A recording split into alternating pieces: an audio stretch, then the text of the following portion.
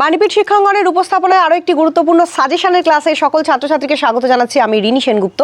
আজকের ক্লাসটা মূলত ক্যালকাটা ইউনিভার্সিটির আন্ডারে যারা বাংলা অনার্স নিয়ে পড়ছো এবং যাদের 5th সেমিস্টারের বাংলা অনার্সের পরীক্ষা খুব শীঘ্রই আসন্ন প্রায়, তাদের জন্য খুব গুরুত্বপূর্ণ হতে চলেছে। তো আজকের ক্লাসটা প্রথম থেকে শেষ পর্যন্ত মনোযোগ দিয়ে তোমরা দেখো। এখানে তোমরা পেয়ে যাবে 5th সেমিস্টারের CC9 যে পেপারটা রয়েছে তার সামগ্রিক সাজেশন, তার সঙ্গে গুরুত্বপূর্ণ কিছু টিপস আমি শেয়ার করব। প্রসঙ্গত আমার চ্যানেল থেকে তোমরা কিভাবে উপকৃত হতে পারো, এই কন্টেন্টগুলো অনেক কিছুই আমার চ্যানেলে আমি অলরেডি ভিডিও করে আপলোড করে দিয়েছি, সেই বিষয়ে কথা বলবো। এবং ঠিক কেমনভাবে পরীক্ষায় লিখলে তোমরা বেশি বেশি নম্বর তুলতে পারবে সেই বিষয়েও কিছু সংক্ষিপ্ত আলোচনা করব। তো চলো CC9 পেপারের সাজেশন বা খুব গুরুত্বপূর্ণ প্রশ্ন যেগুলো এবছরের জন্য ইম্পর্টেন্ট সেগুলো নিয়ে আলোচনা শুরু করা যাক। প্রথমেই বলবো তোমাদের 1 নম্বর যে নাটকটা রয়েছে নীলদর্পণ নাটক, এই নীলদর্পণ নাটকের 15 নম্বরের ব্রড কোয়েশ্চেনে যেগুলো খুব গুরুত্বপূর্ণ এবছরের জন্য সেগুলো সম্পর্কে। 1 নম্বর যে কোয়েশ্চেনটা করবে, নীলদর্পণ নাটকের সংলাপ রচনায় দীনবন্ধু মিত্রের সাফল্য ও ব্যর্থতা আলোচনা করো। যেহেতু নাটক সংলাপ প্রধান শিল্প মাধ্যম, নাটকে বর্ণনাত্মক জায়গা খুব বেশি থাকে না, সেখানে চরিত্ররা নিজেদের সংলাপের দ্বারা বা নিজেদের পারস্পরিক বলা যে বক্তব্য তার দ্বারাই নাট্য ঘটনা পাঠকের বা শ্রোতার বা দর্শকের সামনে পরিস্ফুট করেন। তাই সেক্ষেত্রে সংলাপ রচনার ক্ষেত্রে যিনি নাট্যকার লিখছেন তার কৃতিত্ব বা তার যে একটা গ্রহণযোগ্যতা সেটা থেকেই যায়। তো সেই রকম সংলাপ রচনায় নীলদর্পণ নাটকে দীনবন্ধু মিত্র কতখানি কৃতিত্ব দেখিয়েছেন, বা কোথাও কোথাও কি তার সংলাপগুলো একটুখানি একঘেয়ে বা মেলোড্রামাটিক বা কোথাও কোথাও একটুখানি অতিরিক্ত আবেগপূর্ণ হয়ে গেছে, সেই বিষয়গুলো নিয়ে তোমাদেরকে অ্যান্সার লিখতে হবে। নেক্সট 2 নম্বর সবথেকে গুরুত্বপূর্ণ প্রশ্ন, ভদ্র অপেক্ষা ভদ্রেতর চরিত্র চিত্রণে দীনবন্ধু মিত্র অধিকতর দক্ষতা দেখিয়েছেন নীলদর্পণ নাটকে। নাটক অবলম্বনে আলোচনা করো। এই প্রশ্নটাও কিন্তু বোঝবার জায়গা আছে যে ভদ্র চরিত্র মানে তুলনামূলক শিক্ষিত সমাজের উচ্চস্তরে বসবাসকারী মানুষ, তাদের থেকে দীনবন্ধু মিত্র নীলদর্পণ নাটকে একটুখানি খেটে খাওয়া শ্রমজীবী মানুষ, তথাকথিত যে প্রথাগত শিক্ষা সেটা যাদের নেই, তাদের চরিত্র অঙ্কনে, তাদের মুখের ভাষা বয়ানে বেশি কৃতিত্ব দেখিয়েছেন, সেই বিষয়টা আলোচনা করো। নেক্সট একটা গুরুত্বপূর্ণ প্রশ্ন, নীলদর্পণ নাটকে উদ্দেশ্যমূলকতা আছে কিনা বা নীলদর্পণ কি উদ্দেশ্যমূলক নাটক আলোচনা করো। প্রকৃতপক্ষে নীলদর্পণ যখন লেখা হয়েছিল এই নাটকটা কিন্তু সমাজকে একটা বিশেষ মেসেজ দেওয়ার জন্য বা বিশেষ একটা শিক্ষা দেওয়ার উদ্দেশ্য নিয়ে লেখা হয়েছিল।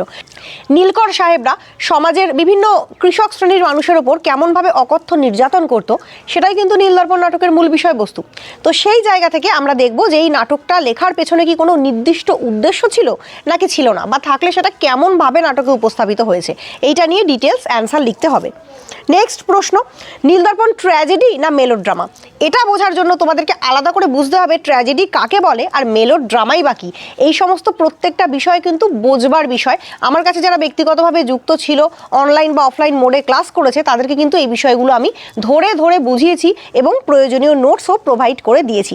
তোমাদের যদি মনে হয় তোমাদের প্রিপারেশন খুব একটা ভালো নয়, তাহলে অবশ্যই সেই প্রিপারেশনটা নিয়ে দ্বিতীয়বার ভাবো এবং পরীক্ষার আগে আরও ভালো প্রিপারেশন নাও। নেক্সট প্রশ্ন, নবীন মাধব চরিত্র নীলদর্পণ নাটকের খুব গুরুত্বপূর্ণ একটা চরিত্র, যে চরিত্রটার অনেক ডুইং আছে, মানে নাটকের মধ্যে চরিত্রটা অনেক কিছু কার্যাবলী করেছে, সে হচ্ছে নবীন মাধব। তো নবীন মাধব চরিত্র আলোচনা করো, প্রশ্ন হিসেবে আসতে পারে। এরপর বলবো এই নাটক থেকে 5 নম্বরে কেমন প্রশ্ন আসবে। অ্যাকচুয়ালি 5 নম্বরের কোয়েশ্চেন অ্যান্সার করার জন্য বা ছোট যে তোমাদের 1 নম্বরের প্রশ্ন থাকে সেগুলো অ্যান্সার করার জন্য সমগ্র নাটকটা মনোযোগ দিয়ে পড়তে হবে। আবারও বলছি, এটা কিন্তু পরীক্ষার আগে করার মতন কোনো কাজ নয়।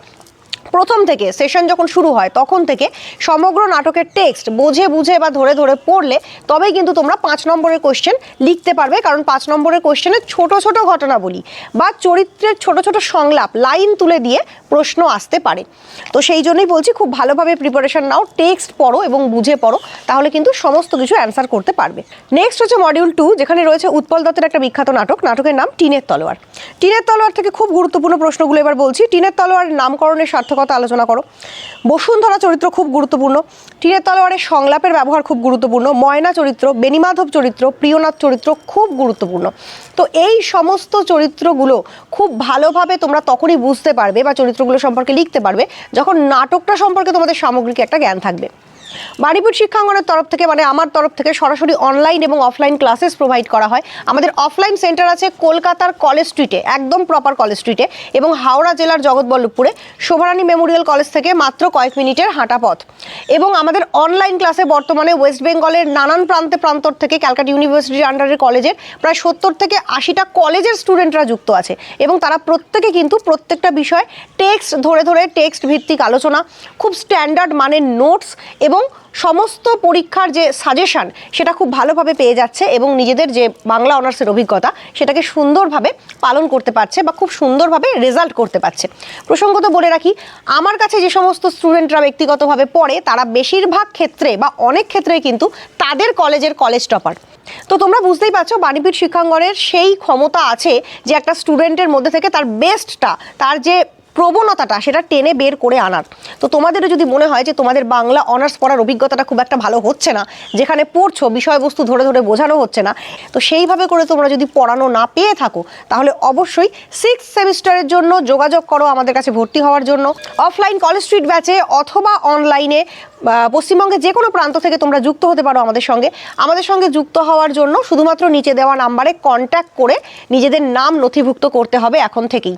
প্রসঙ্গত বলে রাখি, যারা আমাদের কাছে 6th সেমিস্টার থেকে পড়বে বলে ভাবছো তারা যদি এখন থেকে জানুয়ারি মাসের 20 তারিখের মধ্যে জয়েন করো তাহলে তাদের যে ফিসটা থাকে, খুবই ন্যূনতম একটা ফিস থাকে, তার ওপরেও একটা ডিসকাউন্ট অফার চলছে, যাতে করে তোমরা একটা ভালো সুযোগ নিতে পারো। এটা আমাদের ইয়ার এন্ডিং অফার বলতে পারো, যেখানে তোমরা তোমাদের ফিজের মধ্যে কিন্তু আরও কিছু ছাড় পেয়ে যাচ্ছ। কিন্তু এর জন্য তোমাদেরকে অবশ্যই ভর্তি হতে হবে এখন থেকে জানুয়ারি মাসের 20 তারিখের মধ্যে।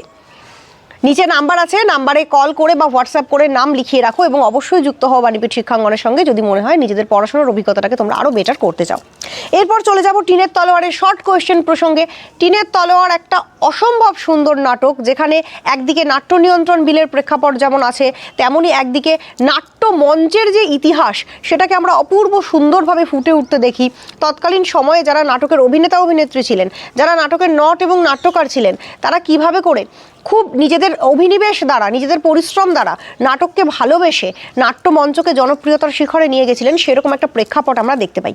তোমাদের যদি কারোর মনে হয় নীলদর্পণ বা টিনের তলোয়ার সম্পর্কে তেমন একটা নলেজ তোমাদের এখনও তৈরি হয়নি, তাহলে অবশ্যই বলবো ডেসক্রিপশন বক্সের লিঙ্ক দিয়ে দিলাম, আমার করা 2টি ভিডিও আছে নীলদর্পণ এবং টিনের তলোয়ার, 2টি নাটকের ওপরেই। অবশ্যই পরীক্ষা দিতে যাওয়ার আগে ভিডিও 2টি দেখে যাও।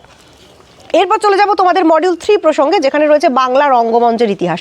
এই যে বললাম টিনের তলোয়ার নাটকের সঙ্গে বাংলা রঙ্গমঞ্চের ইতিহাসের একটি অপূর্ব সুন্দর যোগসূত্র আছে। তো এগুলো কিন্তু ধরে না পড়ালে তোমাদের মতন সাধারণ স্টুডেন্টদের পক্ষে বিষয়গুলো বোঝা একটু কষ্টকর হয়ে দাঁড়াবে।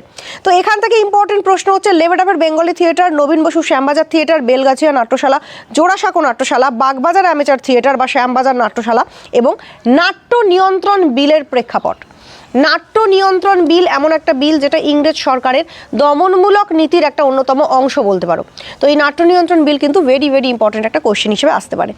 এখান থেকে 5 নম্বরে যে প্রশ্নগুলো বলবো সেটা হচ্ছে গণনাট্য ও নবনাট্য আন্দোলনের বৈশিষ্ট্য আলোচনা করো, ন্যাশনাল থিয়েটারের প্রথম পর্ব এবং দ্বিতীয় পর্ব সংক্ষেপে খুব ছোট্ট করে আলোচনা করো।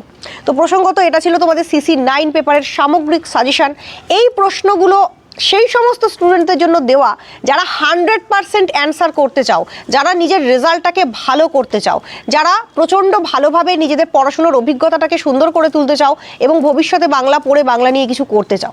তো ভালো করে পড়াশুনো করে নিজের ভবিষ্যৎটাকে সুনিশ্চিত করার জন্য অবশ্যই যুক্ত হতে পারো বাণীপীঠ শিক্ষাঙ্গনের সঙ্গে। আমার চ্যানেলটা সাবস্ক্রাইব করে রাখো, লাইক করো, শেয়ার করো বন্ধুদের সঙ্গে, যাতে অনেক ছাত্রছাত্রীরা তোমাদের মতন উপকৃত হতে পারে।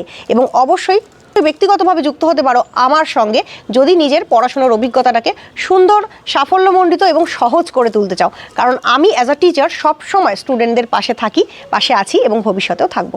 আজকের ক্লাসটা এখানেই শেষ করছি। নমস্কার।